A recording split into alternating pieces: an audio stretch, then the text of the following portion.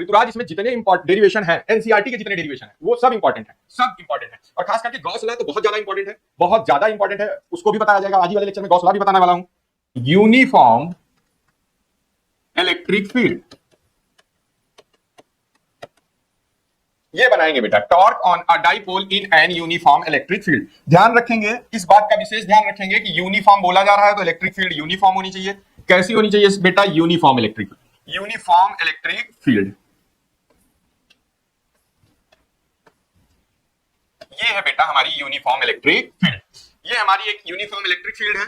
इसमें बेटा ये हमारा डाइपोल रखा हुआ है जिस पर ये पॉजिटिव क्यू चार्ज है, ये नेगेटिव क्यू चार्ज है।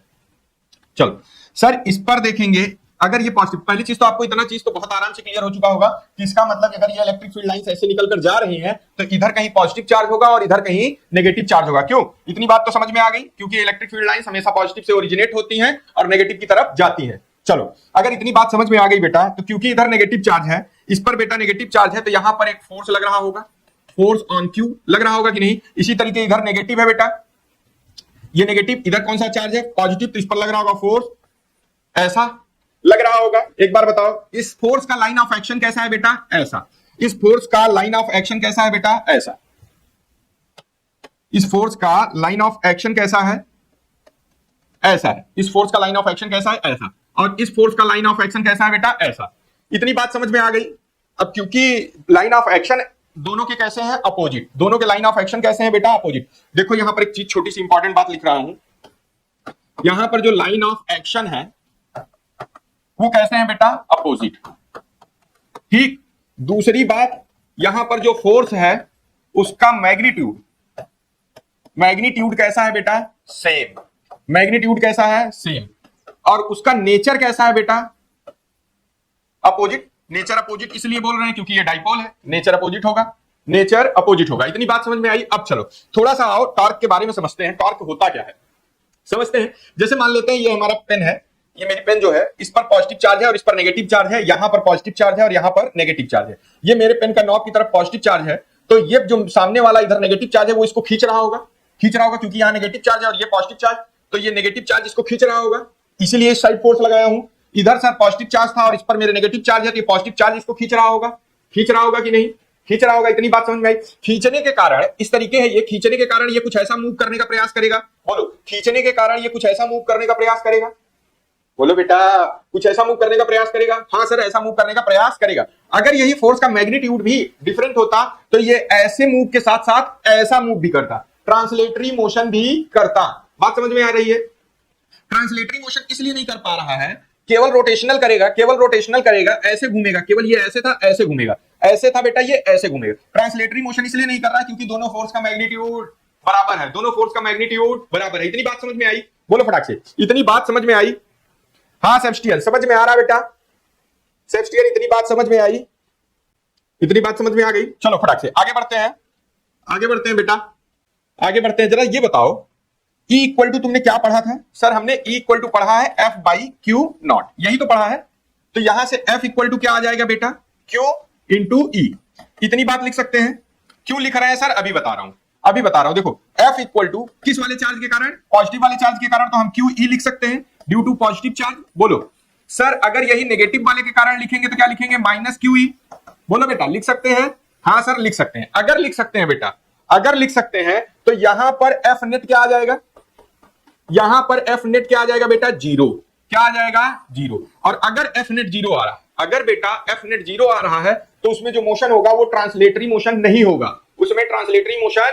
कौन सा मोशन हो सकता है? टॉर्क। और कब हो सकता है? जब उनके लाइन ऑफ एक्शन अलग अलग हो। कब हो सकता है बेटा? जब उसके लाइन ऑफ एक्शन अलग अलग हो। इतनी बात समझ में आई कि नहीं? बोलो फटाक से बोलो कि सर एक डाइपोल रखा गया है यूनिफॉर्म इलेक्ट्रिक फील्ड में जिसका लाइन ऑफ एक्शन नेगेटिव वाले का इधर है, पॉजिटिव वाले का इधर है। पॉजिटिव वाले पर फोर्स ऐसा लग रहा है, नेगेटिव वाले पर फोर्स ऐसा लग रहा है, तो ये फोर्स इसको ऐसे रोटेट कराना चाह रहा होगा, रोटेट होगा। कब? जब लाइन ऑफ एक्शन अलग अलग होंगे और मैग्नीट्यूड वाइज फोर्स सेम होंगे। अगर मैग्नीट्यूड वाइज फोर्स सेम होते हैं तो वहां टॉर्क लगेगा, अगर वो डिफरेंट हो जाते हैं तो वहां ट्रांसलेटरी मोशन भी आने की संभावना है। इतनी बात समझ में आ गई? बोलो फटाक से, इतनी बात समझ में आ गई? बोलो बेटा, इतनी बात समझ में आ गई? चलो, अगर इतनी बात समझ में आई तो आगे बढ़ते हैं। एक बार फिर से उस फोटो को बनाना पड़ेगा।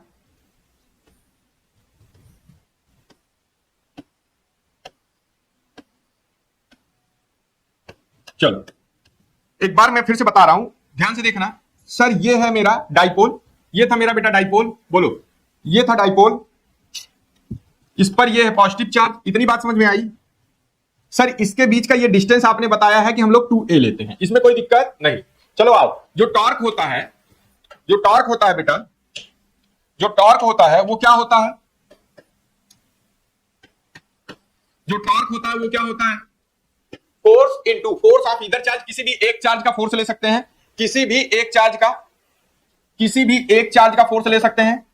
Either force into perpendicular distance, distance between the charges, between the charges.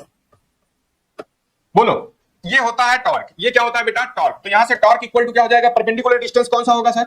Sir perpendicular distance यही होगा क्या? बोलो यही होगा क्या परपेंडिकुलर डिस्टेंस? बोलो बेटा यही होगा परपेंडिकुलर डिस्टेंस। अगर मान लेते हैं बेटा ये एंगल है थीटा, ये 2a, तो ये साइन थीटा से निकाल सकते हैं क्या? बोलो फटाक से, साइन थीटा इक्वल टू क्या होता है? अरे भाई साइन थीटा इक्वल टू क्या होता है? साइन थीटा इक्वल टू क्या होता है?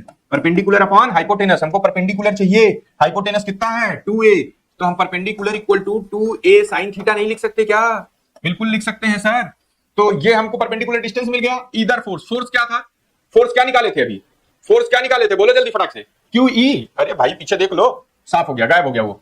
फोर्स निकाले थे हम लोगों ने QE। परपेंडिकुलर डिस्टेंस कितना हो जाएगा बेटा? 2a sine theta.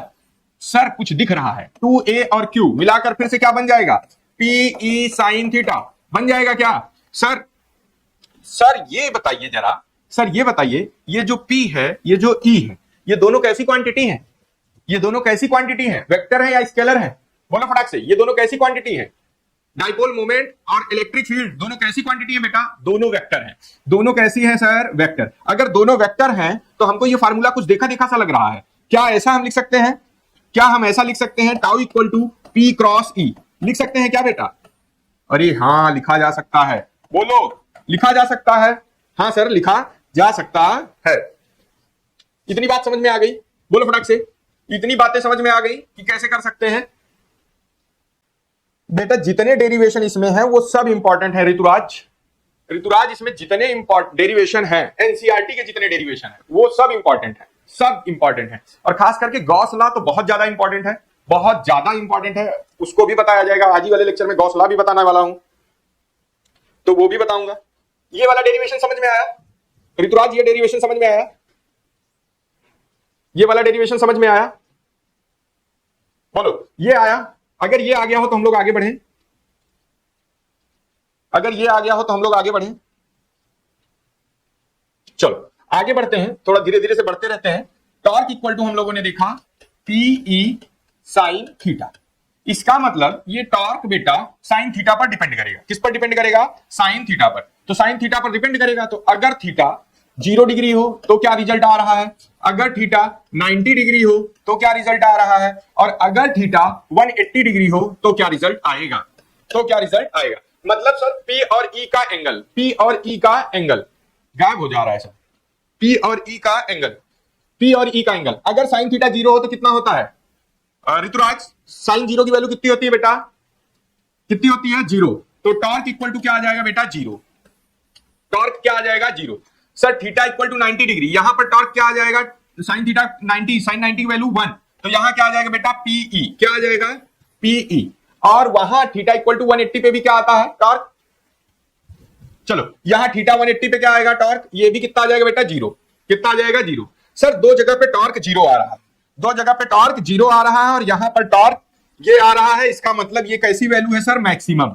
ये मैक्सिमम है। मतलब अगर कोई बेटा, जैसे समझो ये इलेक्ट्रिक फील्ड लाइंस है, क्या है? ये इलेक्ट्रिक फील्ड लाइंस थी। इस इलेक्ट्रिक फील्ड लाइंस में बेटा अगर कोई डाइपोल ऐसा रखा जाए, कैसे रखा जाए? ऐसे। सर उसका जो नेगेटिव चार्ज है वो यहां, पॉजिटिव वाला यहां और नेगेटिव वाला यहां, तो इस समय इस पर टॉर्क कैसा लगेगा? मैक्सिमम। इस समय इस पर टॉर्क कैसा लगेगा? मैक्सिमम। क्यों? क्योंकि सर डाइपोल के और डाइपोल मोमेंट और इलेक्ट्रिक फील्ड के बीच का एंगल कितना है? यहां पर कितना है? 90 डिग्री। अगर ऐसे रख देते हैं तो ये वाला केस हो जाएगा जिसमें एंगल 0। सर ऐसे रख देते हैं तो एंगल 180, वो भी 0। सर अगर दोनों में 0 हो रहा है तो दोनों का डिफरेंस क्या है? दोनों का डिफरेंस क्या है बेटा? तुमने सुना होगा इक्विलिब्रियम। क्या सुना है सर? इक्विलिब्रियम सुना है? ये दो प्रकार के होते हैं। कैसे होते हैं सर? टू टाइप्स के। कैसे होते हैं? टू टाइप्स के। एक को बोलते हैं हम स्टेबल इक्विलिब्रियम, याद आ रहा है, और एक को बोलते हैं अनस्टेबल इक्विलिब्रियम। Unstable equilibrium. अब इसमें से तुमसे यही क्वेश्चन पूछा जाता है, ऋतुराज बताओ बेटा फटाक से, कौन सा इसमें, ये वाला तो इक्विलिब्रियम में नहीं है, ये केस इक्विलिब्रियम में नहीं है क्योंकि इस पे टॉर्क मैक्सिमम लग रहा है, तो ये इक्विलिब्रियम में नहीं है, ये अनबैलेंस्ड है। कैसा है बेटा? अनबैलेंस्ड। ये है अनबैलेंस्ड। सर ये है बैलेंस और वो है बैलेंस, लेकिन बैलेंसी में किसकी बैलेंसी स्टेबल है और किसकी अनस्टेबल है? बताओ जरा ऋतुराज, बताओ बेटा फटाक से। ऋतुराज, किसकी बैलेंसी स्टेबल है और किसकी अनस्टेबल है? जल्दी बोलो। और इसको देखो, अभी मैं यहां लिख के चल रहा हूं क्योंकि वहां गायब हो जाएगा अभी पीछे जाते ही। तो ये है स्टेबल इक्विलिब्रियम और सर ये है अनस्टेबल इक्विलिब्रियम। कैसा है? Unstable equilibrium. याद रहे, ये बहुत इंपॉर्टेंट है, ये होगा अनस्टेबल इक्विलिब्रियम। बोलो इतनी बात समझ में आई? पक्का समझ में आ गई? चलो यहीं पर थोड़ा समझते हैं, ये स्टेबल क्यों है और वो अनस्टेबल क्यों है। पीछे चलेंगे तो मामला गड़बड़ हो जाएगा, सब गायब हो जाएगा अपना। ये है इलेक्ट्रिक फील्ड लाइंस। क्या है बेटा? ये इलेक्ट्रिक फील्ड लाइंस। चलो इस इलेक्ट्रिक फील्ड लाइंस में हम अपना डाइपोल रखे। कैसा रखे? ऐसा। इस इधर इस साइड की साइड बेटा ऋतुराज या बच्चों, इस साइड कौन सा चार्ज है? नेगेटिव। कौन सा चार्ज है बेटा? नेगेटिव। और इधर मैं रख दूं पॉजिटिव वाला, और यहां रख दूं मैं नेगेटिव वाला, और इधर है कैसा? Positive charge. कैसा है? Positive charge. तो देखो इलेक्ट्रिक फील्ड लाइंस और इसके बीच में एंगल कैसा हो गया? कैसा हो गया? ये बताओ, अगर यहां नेगेटिव चार्ज और यहां पॉजिटिव चार्ज, सर इस साइड नेगेटिव चार्ज और इस side positive charge, negative charge और पॉजिटिव चार्ज, तो ये स्टेबिलिटी गेन करेगा कि नहीं? स्टेबिलिटी गेन करने का मतलब दूसरा भी केस जरा साथ में एनालिसिस करो तब समझ में आएगा। सर ये इलेक्ट्रिक फील्ड लाइंस बेटा, ये इलेक्ट्रिक फील्ड लाइंस। अब की बार इसमें जो डाइपोल रखा है वो ऐसा रखा है, इधर प्लस क्यू है और इधर माइनस क्यू है। क्या है? Minus Q. इधर है प्लस क्यू और इधर है माइनस क्यू। सर अब यहां चार्ज कैसा है? या ध्यान आ रहा है? इस साइड सारे चार्ज कैसे होंगे बेटा? नेगेटिव। कैसे होंगे? गुड, बहुत अच्छे। इस साइड सारे चार्ज कैसे होंगे बेटा? पॉजिटिव। सर इधर कैसे होंगे? नेगेटिव सारे चार्ज।